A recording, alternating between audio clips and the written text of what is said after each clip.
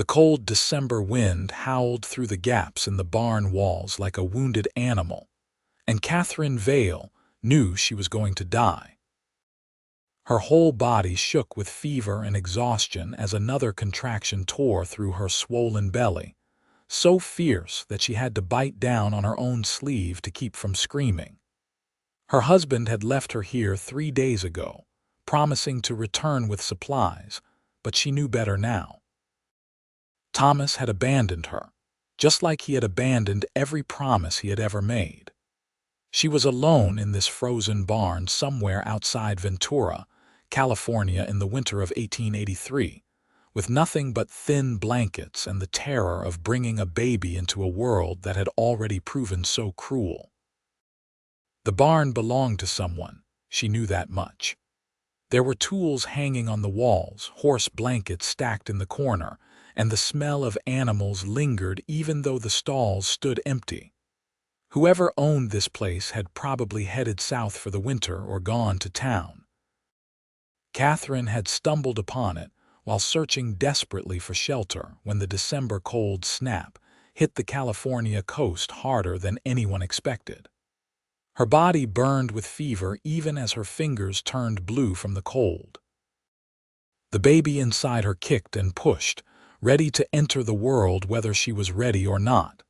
Another contraction seized her, and this time she could not hold back the cry that escaped her lips.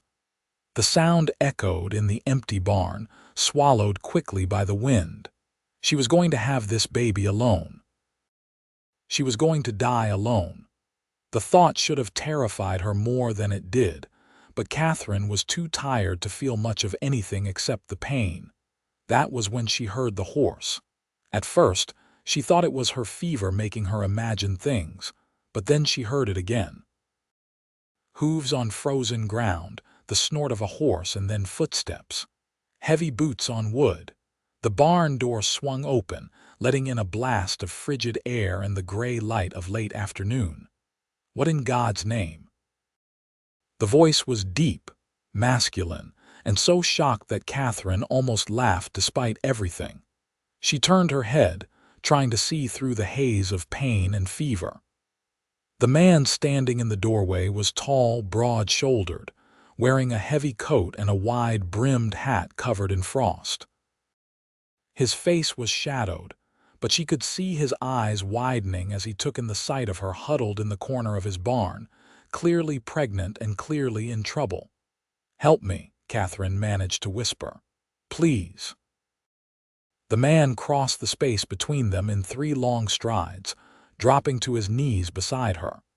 Now she could see his face clearly.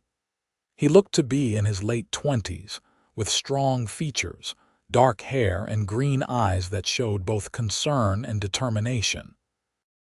He pulled off his gloves and pressed one hand against her forehead, then jerked it back.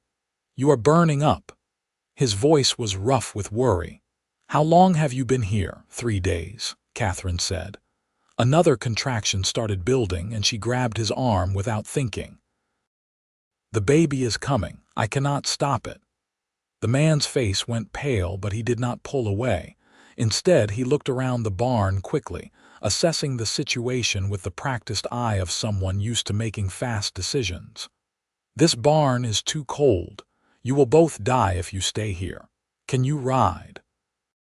"I do not think so," Katherine gasped as the contraction peaked. Her fingers dug into his coat sleeve. "Then we do not have a choice."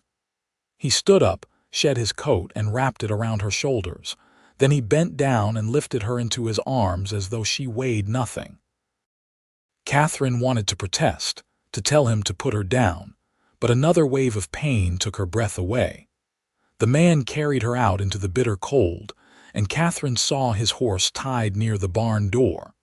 It was a large chestnut gelding with kind eyes. The man somehow managed to get them both into the saddle, holding her against his chest with one arm while controlling the horse with the other. "My house is half a mile from here," he said into her ear. "Hold on." Katherine had no choice but to hold on. She pressed her face against his chest, feeling the warmth of his body through his shirt. The horse moved at a steady pace, not too fast but not slow either. Every movement sent jolts of pain through her body, but the alternative was dying in that frozen barn. "What is your name?" the man asked as they rode. Katherine realized he was trying to keep her conscious. "Katherine," she said. "Katherine Vale." "I am Patrick Morris," he replied. "And you are going to be fine, Katherine, I promise you that." She wanted to tell him not to make promises he could not keep, but another contraction stole her words. Through the haze of pain, she saw a house appearing through the gray afternoon light. It was a simple ranch house, wood-sided with a covered porch, smoke rising from the chimney. It looked like heaven. Patrick brought the horse right up to the porch steps. He dismounted carefully, still holding Katherine, and kicked the door open with his boot. The warmth inside hit her like a wall, and she almost sobbed with relief. He carried her straight through a simply furnished front room and into a bedroom, where he laid her gently on a wide bed covered with thick quilts. "You are safe now," Patrick said, looking down at her with those steady green eyes. "Birth your baby in my home, I will help you." "You?" Katherine stared at him. "You cannot. You are a man." "I am a rancher," Patrick said firmly. "I have helped birth more calves and foals than I can count. The principle is the same, and there is no doctor within 10 miles, not in this weather, so it is me or no one." Katherine wanted to argue, but another contraction took her, harder than before. She cried out, and Patrick was immediately beside her again, taking her hand.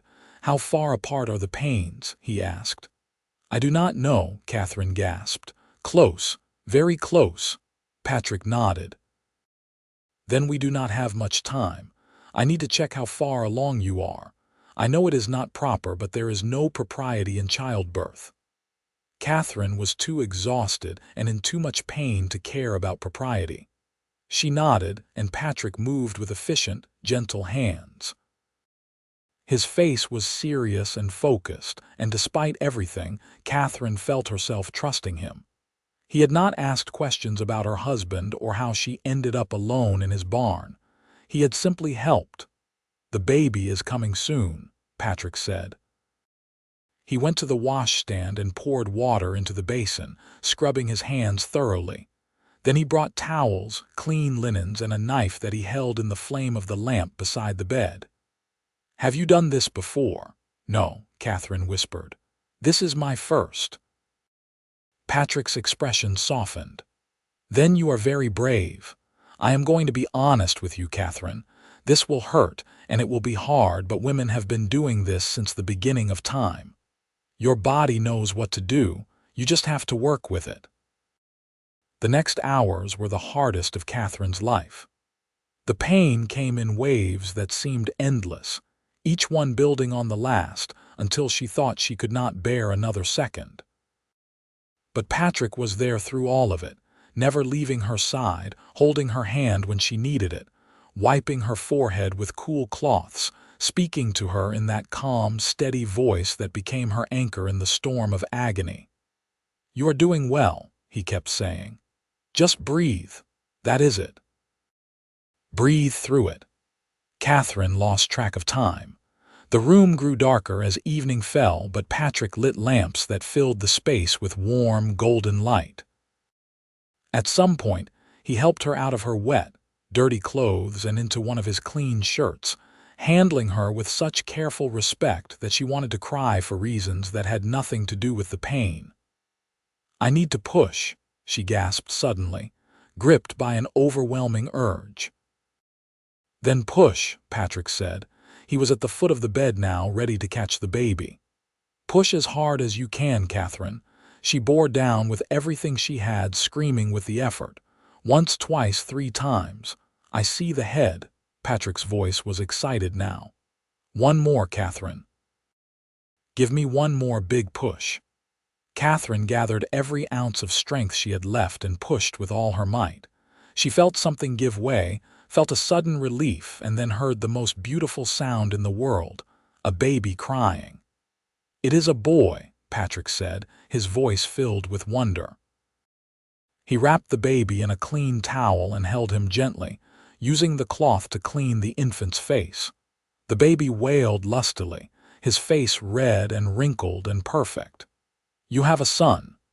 Tears streamed down Catherine's face as Patrick placed the baby on her chest. The infant was warm and solid and real.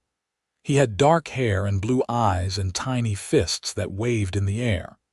Catherine held him close, unable to believe that this perfect little person had come from her. Patrick worked quietly, taking care of the afterbirth and cleaning up with practiced efficiency. Then he helped Catherine into a clean nightgown that he produced from somewhere, one that was much too large and probably his, and changed the bedding beneath her with such gentle care that she barely had to move. Through it all, she held her baby, counting his fingers and toes, marveling at every detail of his face. "Thank you," Catherine whispered when Patrick finally sat down in a chair beside the bed. He looked exhausted, his shirt sleeves rolled up and damp with sweat despite the cold outside. "You saved our lives. You saved your own life," Patrick said quietly. "You survived 3 days in that barn. You survived childbirth with nothing but a stranger to help you. That takes more strength than I have ever seen." Catherine looked down at her baby, who had stopped crying and was now gazing up at her with those unfocused newborn eyes. "I do not even know what to name him." "That can wait," Patrick said. "Right now, you both need to rest. Are you hungry?" Catherine realized she was starving. She could not remember the last time she had eaten. "Yes." Patrick stood up. "I will make some broth. You need to keep your strength up, especially if you are going to nurse him."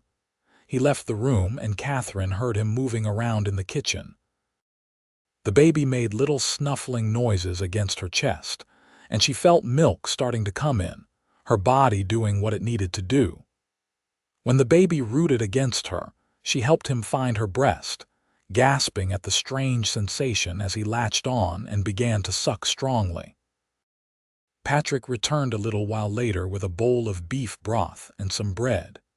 He helped Catherine sit up against the pillows without disturbing the baby, then sat beside her while she ate.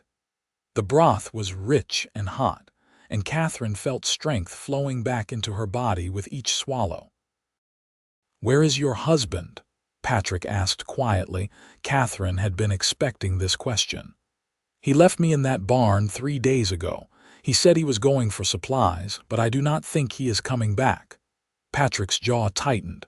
What kind of man leaves his pregnant wife alone in the cold? "The kind of man Thomas Vale is," Catherine said bitterly. "We came west from Missouri 2 months ago. He promised me a new life, a fresh start. But he drank away our money in Sacramento and then got angry when I complained. He dragged me to Ventura and then just left me in your barn. I think he hoped I would die, honestly. Then he would be free of me and the baby both."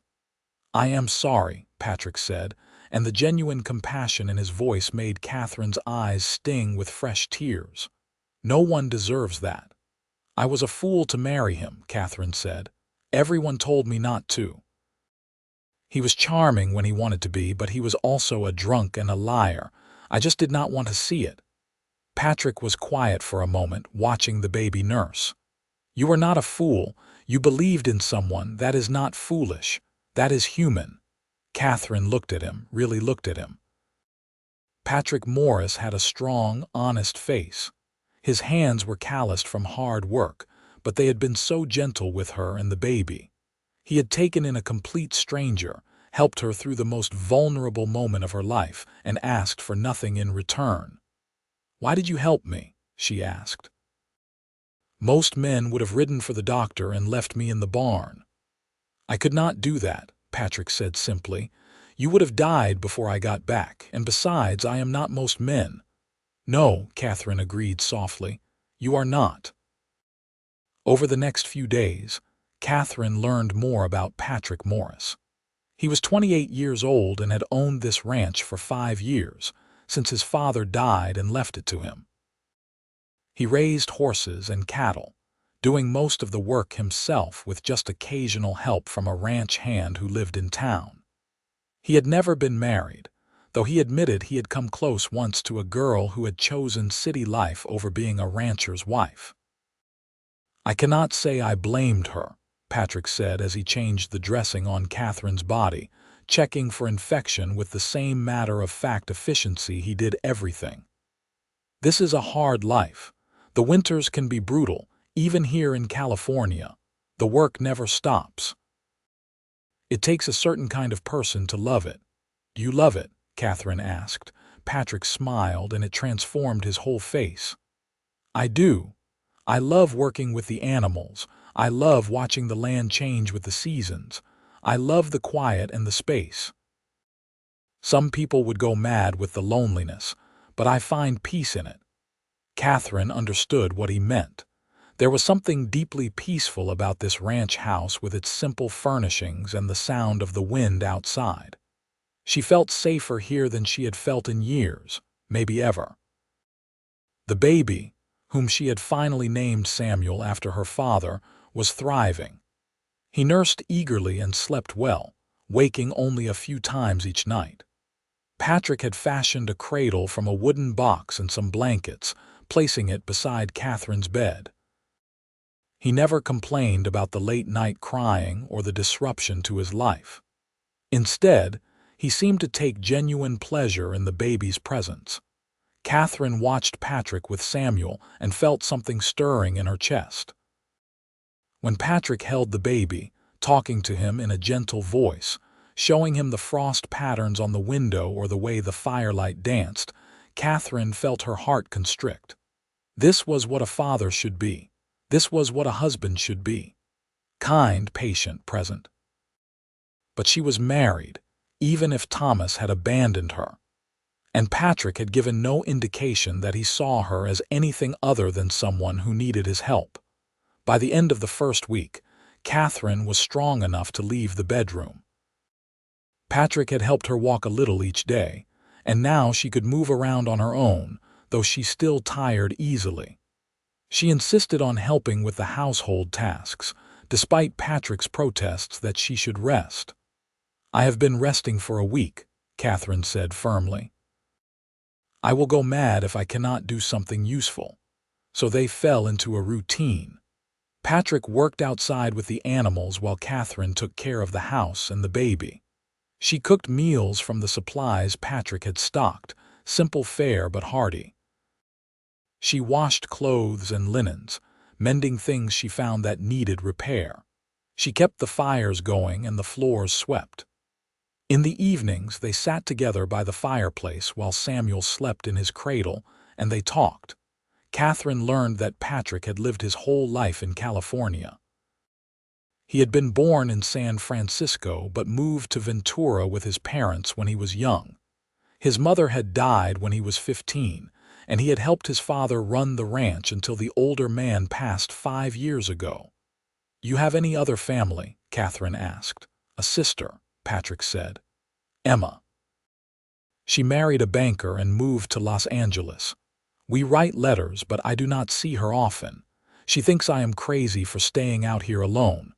"Are you," Katherine asked, "crazy for staying alone?" Patrick looked at her, and something passed between them, a current of understanding that made Catherine's breath catch. "I was not sure before," he said quietly, "but I have come to realize that I was not alone by choice. I just had not found the right person to share this with." Catherine's heart raced. Was he saying what she thought he was saying? But before she could respond, Samuel woke with a cry and the moment passed. The days turned into weeks. December gave way to January, and the cold began to ease. Patrick mentioned several times that he needed to go into town for supplies, and Katherine knew he was also thinking about checking on Thomas. But every time he prepared to go, something stopped him. A sick cow, a fence that needed mending, whether that turned bad again. Katherine knew she could not stay forever. She was another man's wife, no matter how much Thomas had abandoned his vows. Eventually, she would have to face that reality. but for now, she let herself exist in this bubble of warmth and safety. One evening in late January, after they had put Samuel to bed, Patrick built up the fire and poured them each a small glass of whiskey. Katherine raised her eyebrows in surprise. "I thought you might need it," Patrick said. "We need to talk." Katherine's stomach dropped. This was it. He was going to tell her she had to leave. "All right." Patrick sat down across from her, turning the glass in his hands. "Katherine, I need to be honest with you about something. These past weeks, having you and Samuel here, it has been the happiest I have been in longer than I can remember. I wake up in the morning and look forward to the day because I know I will see you. I hear you singing to the baby or moving around in the kitchen, and my whole house feels alive. I know I have no right to say any of this. You are a married woman, and I have no claim on you. But I cannot let you leave without telling you how I feel." Katherine's eyes filled with tears. "Patrick, let me finish," he said gently. "I know you cannot stay. It would not be right, not while you are still legally married. So tomorrow I am going to ride into Ventura. I am going to find out what happened to Thomas Vale. If he is there, I will bring him back here and you can decide what you want to do. If he is not, I will find out where he went. You deserve to know the truth." "I already know the truth," Katherine said. "He left me to die. That is all the truth I need."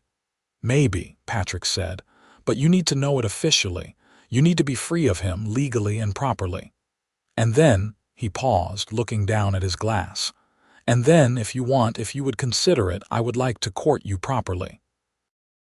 Not as someone who took in a stranger, but as a man who is falling in love with you." Katherine's tears spilled over. "I have fallen in love with you too," she whispered. "I tried not to. I told myself it was just gratitude, just relief at being safe, but it is more than that. You are good and kind and patient. You are everything I thought a man could never be. I love you, Patrick Morris." Patrick set down his glass and crossed to her, kneeling beside her chair. He took her hands in his, looking up at her with those steady green eyes. "Then let me do this right. Let me find out about Thomas.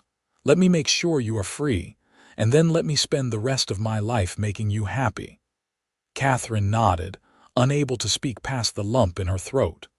Patrick leaned forward and kissed her forehead, a gentle promise of things to come.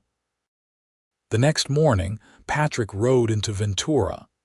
Katherine spent the day anxious and restless, unable to settle. She held Samuel close, finding comfort in his warm weight. She tried not to think about what Patrick might find in town. She tried not to hope too much. Patrick returned as the sun was setting. Katherine heard his horse and ran to the door, her heart in her throat. Patrick dismounted slowly, and Katherine could not read his expression. "What did you learn?" she asked as he came up the porch steps. Patrick took off his hat, turning it in his hands. "Thomas Vale is dead, Katherine. He died 3 weeks ago, not long after he left you. He got into a fight in a saloon in Ventura, drunk as usual. Someone stabbed him. He bled out before anyone could help." Katherine stood very still, trying to process this information. She waited for grief to come, but all she felt was a strange numbness and then, shamefully, relief. "I see. The sheriff told me," Patrick continued. "They buried him in the town cemetery. There was no one to notify because Thomas never mentioned he had a wife. The sheriff asked if you wanted to see the grave, but I told him I would ask you first." Katherine shook her head. "No, I do not need to see it. Thomas made his choices, and they led him to that end. I am sorry he died the way he did, but I cannot pretend to mourn him." Patrick stepped closer, setting his hat aside and taking both her hands. "Does that make you a widow?" "Yes," Katherine said. "I suppose it does." "Then you are free," Patrick said softly, "free to make your own choices about your future." Katherine looked up at him, this man who had saved her life and stolen her heart. "I choose you," she said. "If you will still have me." Patrick pulled her into his arms, holding her close.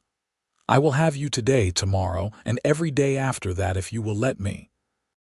They were married 6 weeks later in a simple ceremony in Ventura. Patrick's sister, Emma, came from Los Angeles, delighted to meet Katherine and Samuel.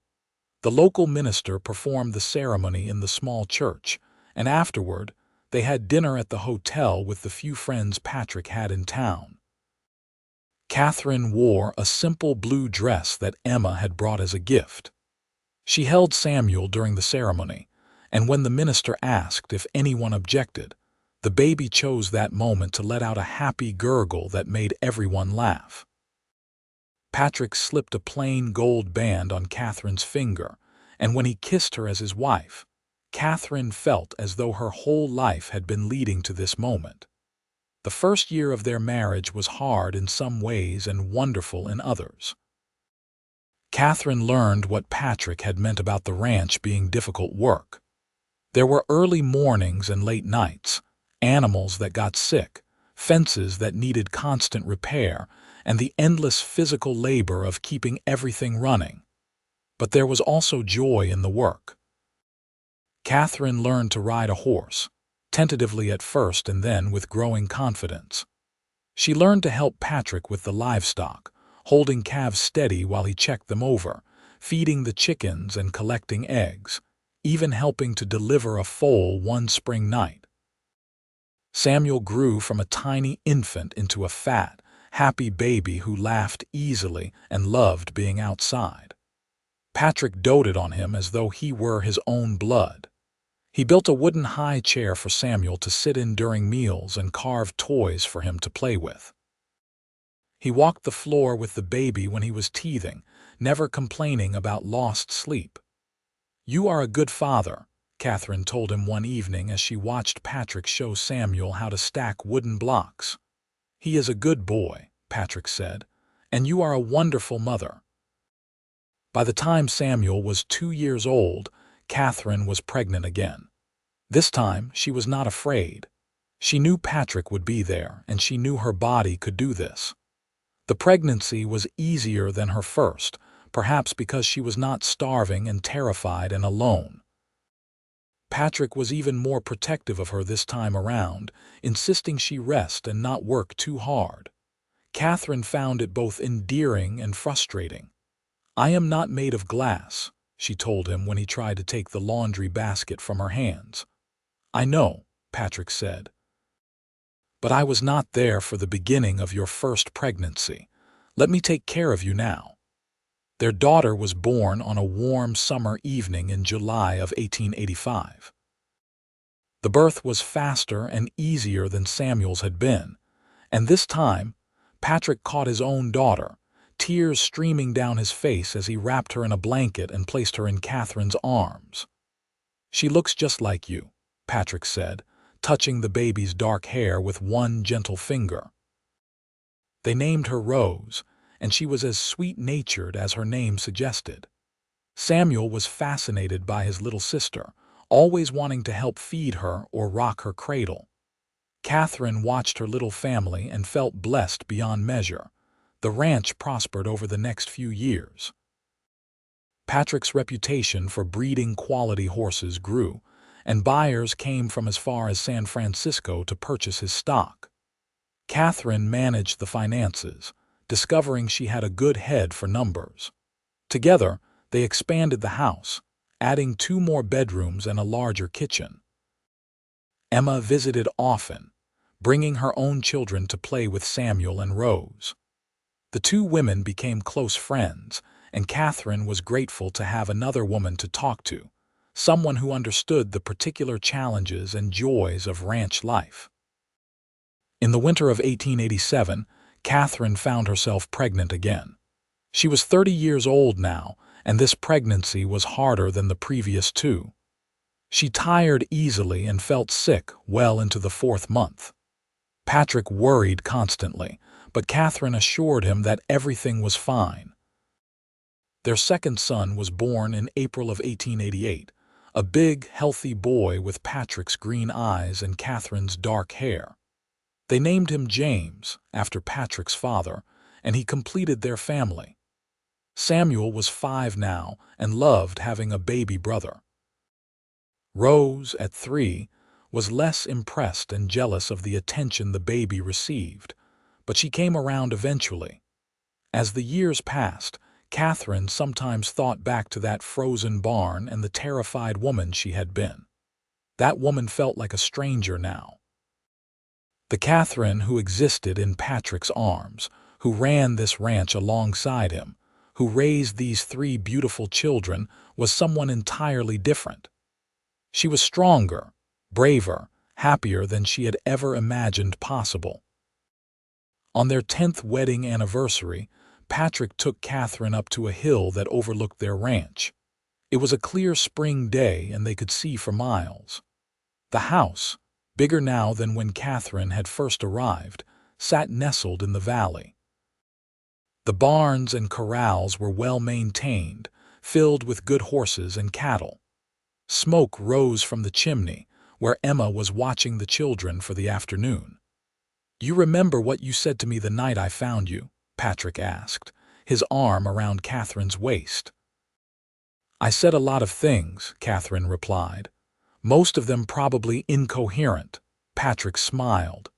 "You said help me, just those 2 words, and I knew in that moment that my life was about to change." "Did you know it would change this much?" Katherine asked, leaning into him.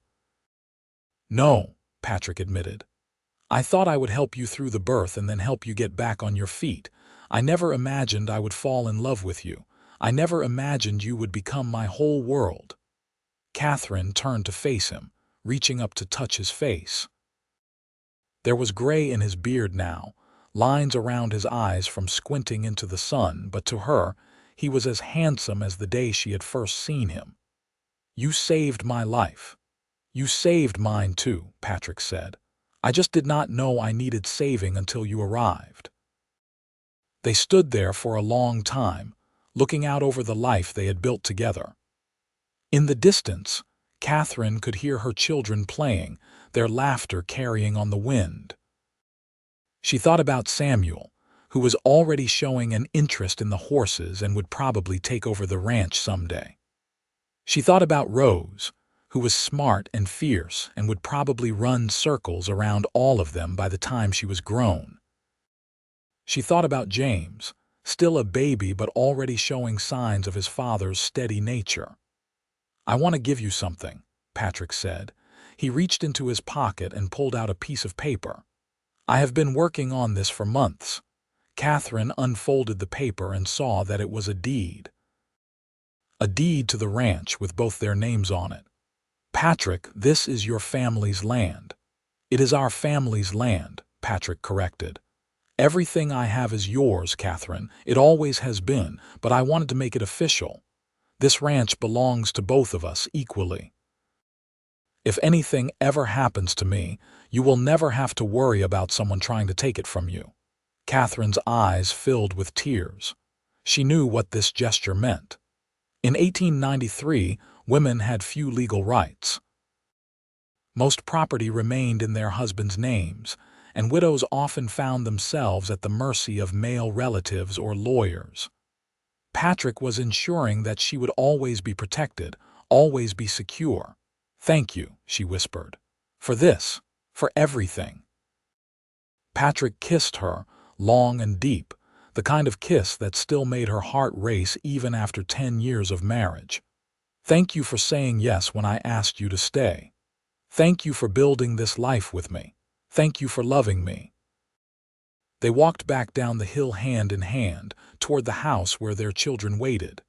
As they approached, Samuel ran out to meet them, followed by Rose and Emma carrying James. "Mama, Papa," Samuel called. "Aunt Emma made cookies, did she now?"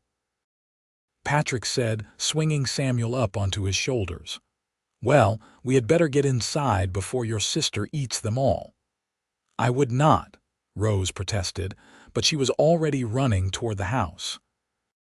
That evening, after the children were in bed and Emma had gone home, Katherine and Patrick sat on the porch watching the stars come out.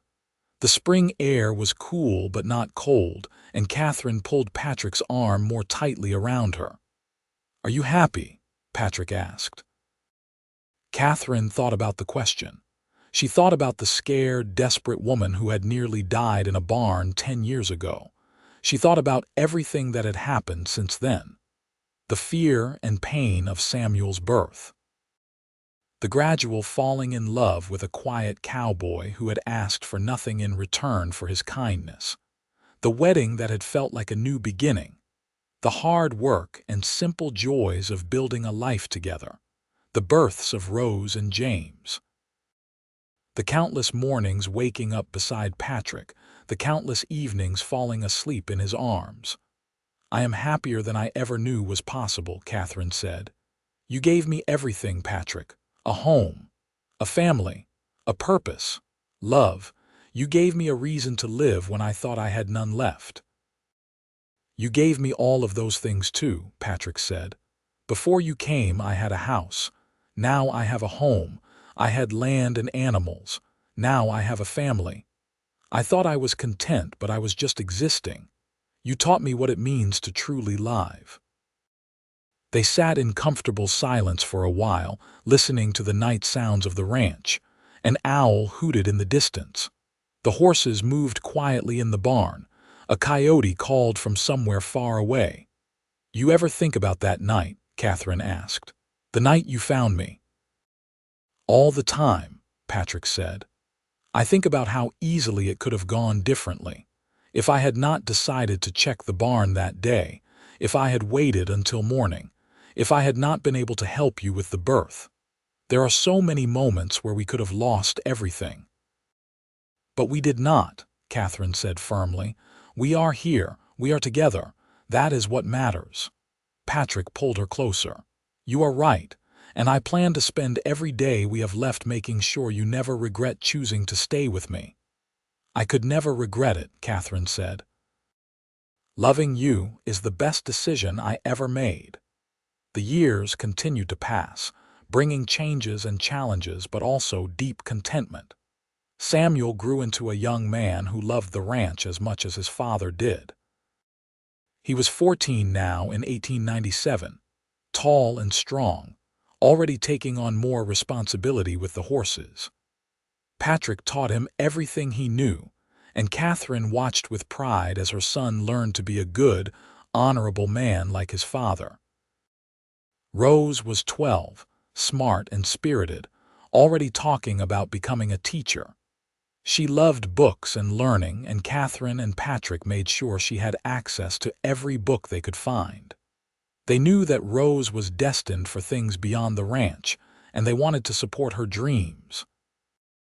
James was 9, the peacemaker of the family. He was gentle with the animals and patient with his siblings. He had a talent for music and would sit for hours playing the old guitar that had belonged to Patrick's father. In 1898, Katherine's biggest fear came true when Patrick was thrown from a horse. She had been in the garden with Rose when Samuel came running, his face white with terror. "Mama, come quick.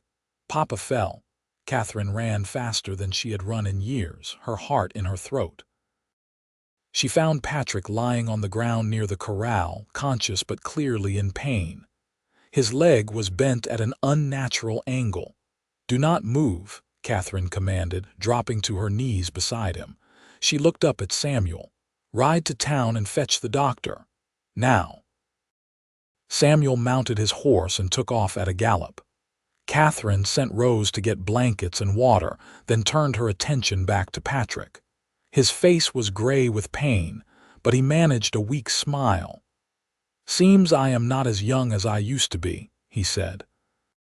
"Do not joke," Katherine said, her voice shaking.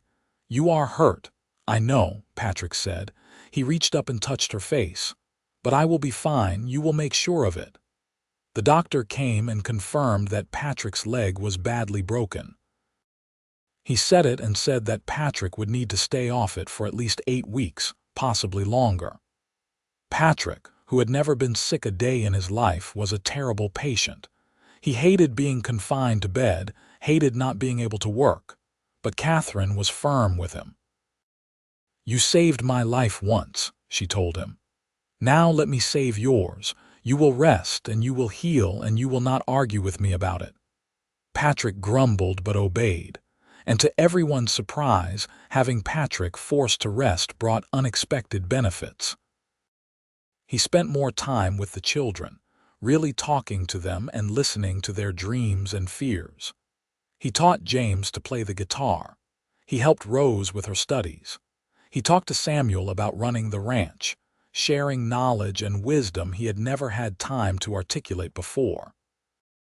Katherine ran the ranch during Patrick's recovery, and she discovered that she was more capable than she had ever given herself credit for. With Samuel's help, she managed the horses and cattle. She handled the finances and the buyers. She made decisions and solved problems. And when Patrick was finally able to walk again, he looked at his wife with new respect. "You did not need me at all," he said, only half joking. "I will always need you," Katherine replied. "Just not the way I thought I did. We are partners, Patrick, we always have been." But I had never had a chance to prove it until now. Patrick pulled her into his arms, his legs still a bit stiff but healing well. "You have proven it every day for 15 years. I just had not been paying close enough attention." In the spring of 1900, Samuel announced that he wanted to marry a girl from town named Lily Thompson. She was the daughter of the general store owner, a sweet girl with a good head on her shoulders. Katherine liked her immediately, and Patrick approved of the match. They held the wedding at the ranch on a beautiful May afternoon. Katherine cried as she watched her son marry his sweetheart, remembering her own wedding nearly 17 years earlier.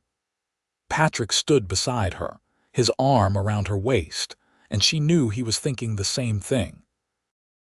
"We are getting old," Katherine whispered to him. "We are getting older," Patrick corrected, "but I plan to have many more years with you." Samuel and Lily moved into one of the new houses Patrick and Samuel had built on the edge of the property. They talked about starting a family soon, and Katherine looked forward to being a grandmother. Rose left for San Francisco in the fall to attend a women's college. It was hard to let her go, but Katherine knew it was what Rose needed. Patrick cried the day they put her on the train, though he tried to hide it. "She will come back," Katherine assured him. "This is her home. She will always come back." And Rose did come back, every summer and Christmas, full of stories about her classes and her friends and her dreams of becoming a teacher. She graduated in 1904 and returned to Ventura, where she took a position at the town school. She met a young lawyer named William Preston, and they married in 1905. Katherine gave Rose her blessing, happy to see her daughter had found a good man who supported her ambitions. James stayed on the ranch, working alongside Patrick and Samuel. He married a girl named Clara in 1906, and they moved into another house on the property. The ranch was becoming a true family compound now, with 3 generations living and working together. In 1908, Samuel and Lily welcomed their first child, a daughter they named Katherine after her grandmother. Holding her tiny namesake in her arms, Katherine felt the circle of life completing itself.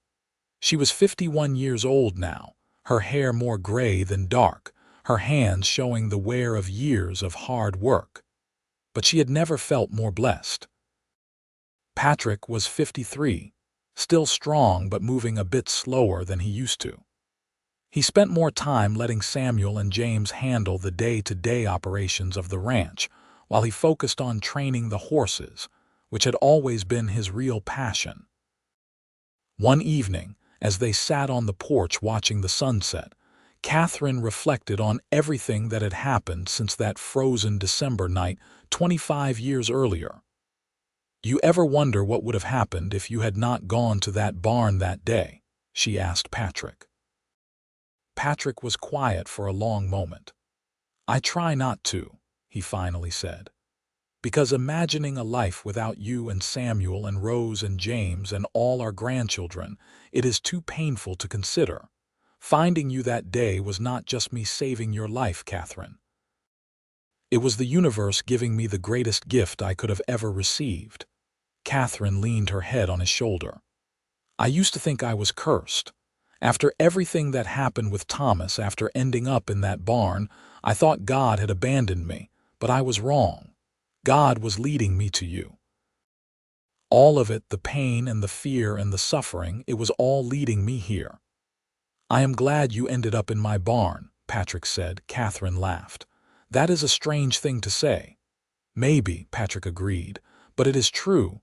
I am glad you chose to survive. I am glad you trusted me. I am glad you said yes when I asked you to stay. Every good thing in my life started with you. They sat together as the stars came out, the same stars that had witnessed their first meeting, their first kiss, their wedding, the births of their children and grandchildren. The night air was warm with the promise of summer, and from the houses scattered across the ranch, they could hear the sounds of their family. Laughter and music and conversation, the sounds of life being lived. I love you, Katherine Morris, Patrick said. I have loved you from the moment I saw you huddled in that barn, fighting to survive. I will love you until the day I die and beyond that, if heaven allows it. I love you too, Katherine said. You gave me everything I never knew I needed. You showed me what love really means. You built a life with me that is better than any dream I ever had. Patrick kissed her temple, his arm tight around her shoulders. We built it together, and they had. From that night of desperation and fear, they had created something beautiful and lasting, a family, a home, a love that had weathered every storm and come out stronger. As they sat on the porch of their ranch house, surrounded by the evidence of the life they had created together, Katherine thought about the young woman she had been. Scared and alone and certain she was going to die.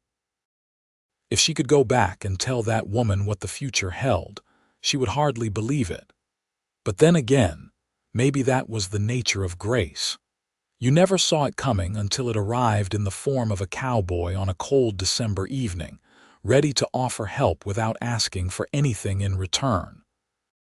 Patrick stood up and offered Katherine his hand. Come to bed, my love. Tomorrow is another day, and I want to spend it with you. Katherine took his hand and let him pull her to her feet.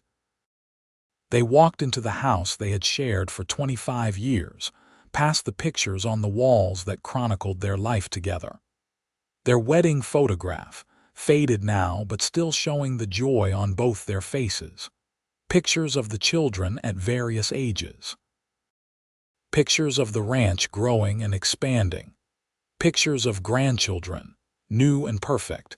In their bedroom, Patrick helped Katherine with the buttons on her dress, something he had done 10,000 times before.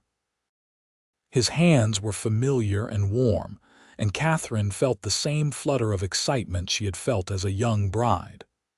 After all these years, he still made her heart race. They lay down together, Patrick's arms around Katherine, her head on his chest.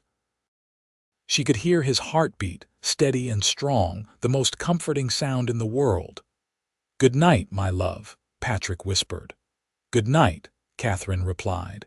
She closed her eyes, safe and warm and loved, a far cry from that frozen barn where her new life had begun.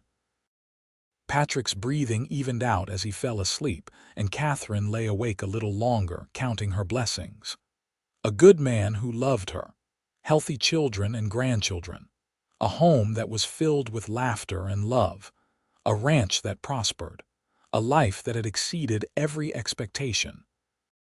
She had been left to die in an icy barn, abandoned and alone, and a cowboy had found her and said, "Birth your baby in my home." But he had given her so much more than shelter that night. He had given her a future, a family, and a love that would last all the days of her life. Katherine Vale had nearly died in December of 1883. But Katherine Morris had been born that same night, reborn in the warmth and safety of a cowboy's home, and she had lived a life more wonderful than she had ever dared to dream.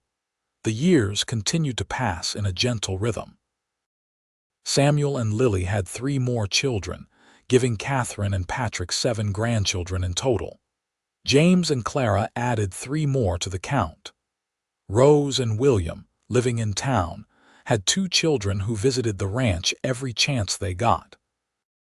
The ranch house was often filled with the sounds of children playing, exactly as Katherine had always imagined a home should be. In 1915, Patrick and Katherine celebrated their 30th wedding anniversary. The entire family gathered for a celebration that lasted 3 days. There was food and music and dancing. Samuel gave a speech about how Patrick had been the best father a boy could ask for, even though they shared no blood.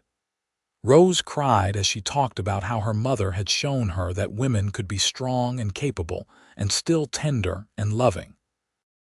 Katherine stood beside Patrick as their children and grandchildren surrounded them, and she felt overwhelmed with gratitude. "How did we get so lucky?" she whispered to Patrick. "We were not lucky," Patrick said. "We worked hard. We loved each other. We built something lasting. That is not luck. That is choice." As the sun set on their anniversary celebration, Patrick and Katherine walked up to the hill where they had stood so many times before. From this vantage point, they could see the entire ranch spread out below them. The original house, expanded and improved over the years. The newer houses where their children lived. The barns and corrals, the pastures filled with horses and cattle. In the distance, the lights of Ventura twinkled as the town settled in for the night. 30 years, Katherine said. "It has gone so fast." "And yet it feels like I have known you forever," Patrick replied. They stood in silence for a while, holding hands, watching the stars appear one by one. The same stars that had watched over them for 3 decades. The same stars that had witnessed every joy and every sorrow, every triumph and every challenge. "You have any regrets?" Katherine asked. Patrick turned to look at her, his green eyes still as clear and steady as they had been 30 years ago. "Not a single one. You." Katherine thought about her life before Patrick, the mistakes she had made, the suffering she had endured, the man who had abandoned her to die. It all seemed like it had happened to someone else in another lifetime. "No," she said finally, "not one. Everything that happened, even the hard parts, led me to you." "How could I regret that?" Patrick pulled her close, and they stood together on the hill as the night deepened around them. Below, their family was still celebrating, the sounds of music and laughter carrying on the evening breeze. It was the sound of life, of love, of legacy. "Thank you," Patrick said quietly. "For what?" "For surviving," Patrick said. "For fighting to stay alive in that barn. For trusting me when you had every reason not to. For saying yes when I asked you to stay. For loving me. For building this life with me. For giving me everything I never knew I needed." Katherine reached up and touched his face, feeling the familiar lines and planes that she knew better than her own. "Thank you for finding me, for saving me, for showing me what love really means. For being the man I always needed but never thought existed."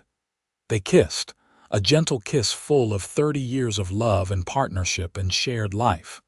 When they pulled apart, Patrick rested his forehead against hers. "I would do it all again," he said. "Every moment, every challenge, every joy.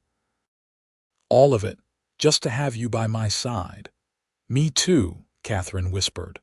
"1,000 times over I would choose you." They walked back down the hill hand in hand, toward the house full of family and light. As they approached, their youngest grandchild, a boy of 4 named Thomas after Katherine's father, ran out to meet them. "Grandma, Grandpa, come dance," he cried, grabbing their hands. Patrick laughed and let the boy pull him toward the house. Katherine followed, her heart full to bursting. This was her life. This joy, this love, this family. It had all started with one desperate prayer in a frozen barn and one cowboy with a kind heart who had said, "Birth your baby in my home." But Patrick had given her so much more than a place to give birth.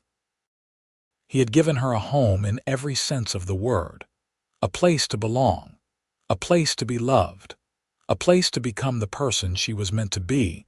As the years continued their march forward, Patrick and Katherine grew older together. They watched their grandchildren grow up and start families of their own. They celebrated births and weddings and milestones. They mourned losses when they came, including Patrick's sister Emma, who passed peacefully in her sleep in 1920. In 1923, Katherine turned 66 and Patrick turned 68. They were both slowing down now, their bodies bearing the marks of a life of hard work and long years. But they were still together, still in love, still grateful for every day they had. Samuel ran the ranch now, with help from James and some of the older grandchildren. Patrick spent his days doing lighter work, training horses and offering advice when asked. Katherine tended her garden and helped with the great-grandchildren who were starting to arrive. On a warm evening in June of 1923, Patrick did not come in for dinner. Katherine went looking for him and found him in the barn, sitting on a hay bale, his hand on the neck of an old mare he had trained decades ago. "Are you all right?" Katherine asked, sitting down beside him. Patrick smiled at her. "I am perfect. I was just thinking about the night I found you. It was in this barn, right over there in that corner." Katherine looked at the spot he indicated. She had avoided that corner for years after Samuel's birth, but eventually it had become just another part of the barn. "That feels like a lifetime ago." "It was a lifetime ago," Patrick said. "A whole lifetime that we have lived together. Every good thing in my life started in this barn." Katherine took his hand, lacing their fingers together. "Mine too." They sat together in the peaceful dimness of the barn, surrounded by the smell of hay and horses. Outside they could hear the sounds of their family, dinner being prepared, children playing. Samuel calling out instructions to one of his sons, the sounds of the life they had built. "I am tired," Patrick said quietly. "Not in a bad way, just tired in the way a man gets when he has lived a good, full life." Katherine's heart clenched. She knew what he was saying. They were both old now, and while neither of them was sick, they both knew that time was finite. "I am tired too," she admitted, "but I am not ready to stop yet. I still want more time with you." "I want that too," Patrick said. He turned to look at her, his green eyes as full of love as they had been 40 years ago. "But whenever it is time, whenever we have to say goodbye, I want you to know that my life was perfect because of you. If I die tomorrow or 20 years from now, I will die a happy man because I got to spend my life loving you." Tears streamed down Katherine's face. "Do not talk about dying, not yet." Patrick pulled her close, wrapping his arms around her. "I am not going anywhere anytime soon. I am just saying what needs to be said. I love you, Katherine Morris. I have loved you since the moment I saw you fighting for your life in this barn, and I will love you until the stars burn out and beyond." "I love you too," Katherine said against his chest, more than words could ever say. They sat together until the light faded and Samuel came looking for them, worried that something was wrong. But nothing was wrong.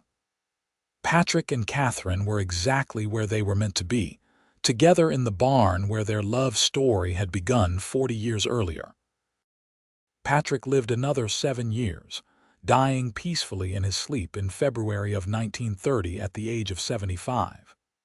Katherine woke one morning to find him still and cold beside her, his face peaceful, a slight smile on his lips. She sat with him for a long time, holding his hand, saying goodbye to the love of her life. The funeral was attended by what seemed like half of Ventura County. Patrick had been respected and loved by everyone who knew him. His children and grandchildren and great-grandchildren mourned the loss of a good man. But Katherine knew that Patrick had died exactly as he wanted to, peacefully, after a long and happy life, surrounded by the evidence of the love he had built. Katherine lived another 8 years after Patrick's death. She stayed in the ranch house, surrounded by family, watching more great-grandchildren be born. She told stories about Patrick to anyone who would listen, making sure that his legacy lived on. She spent her days in the garden he had built for her, tending the roses he had planted. On a December evening in 1938, Katherine knew her time was coming. She was 81 years old, and she was ready. Samuel sat beside her bed, holding her hand, just as she had held his hand through so many childhood illnesses and injuries. "Are you afraid, Mama?" Samuel asked. Katherine smiled. "No, I am going to see your father again. How could I be afraid of that?" She closed her eyes that night and did not open them again. In her last moments, she dreamed of a frozen barn and a cowboy with kind eyes who had said, "Birth your baby in my home." She dreamed of 47 years of love and partnership and family. She dreamed of Patrick waiting for her, his arms open, ready to hold her again. Samuel buried his mother next to Patrick on the hill overlooking the ranch. Their graves were simple, marked with plain stones that bore their names and the dates of their lives. But the real monument to Patrick and Katherine Morris was all around: the thriving ranch, the houses full of descendants, the love that had started in a frozen barn and had spread out to touch hundreds of lives. Years later, Samuel's grandson would stand on that same hill with his own children and tell them the story of how their great-great-grandmother had nearly died in a barn, and how their great-great-grandfather had saved her life. He told them about the love that had grown from that desperate night, about the family that had been built on a foundation of kindness and courage. "Remember," he told his children, "love is not always romantic and easy. Sometimes love is choosing to help a stranger. Sometimes love is working hard every day to build something lasting. Sometimes love is holding on when everything seems impossible. Your great-great-grandparents showed us that. They showed us that real love is a choice you make every single day." The children listened, wide-eyed, as they looked out over the ranch that still bore the Morris name.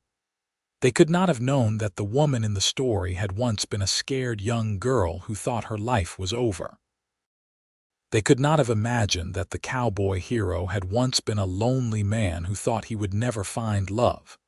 But they understood that the life they enjoyed, the family they were part of, had started with one moment of compassion on a cold December night in 1883. They understood that their great-great-grandfather had said, "Birth your baby in my home," and had meant it with his whole heart. They understood that he had given not just shelter but a whole life to a woman who needed it. And they understood that the greatest legacy anyone could leave was not money or land or even a name. It was love. The kind of love that Patrick and Katherine had shared. The kind of love that lasted beyond death and lived on in every descendant who bore their name and their values. The ranch continued for generations, a testament to what two people could build when they chose love over fear, hope over despair, and togetherness over loneliness. And on quiet evenings, when the wind blew just right, some swore they could hear laughter echoing from the old barn. The laughter of a woman who had survived, the laughter of a man who had chosen to help, the laughter of a love that would never truly die, because in the end, that was the real miracle of Patrick and Katherine Morris. Not that he had found her in that barn, not that he had helped her give birth, not even that they had fallen in love. The real miracle was that they had taken that one moment of grace and had built a lifetime from it. They had taken fear and pain and had transformed it into joy and purpose and love. Their story became legend in Ventura County. The pregnant woman left in an icy barn. The cowboy who found her and said, "Birth your baby in my home." But the real story, the true story, was so much more than that dramatic beginning. It was a story of choosing love every single day, of building a life one moment, one decision, one act of kindness at a time. It was a story of how the worst moment of someone's life could become the beginning of something beautiful, and that was a legacy worth leaving.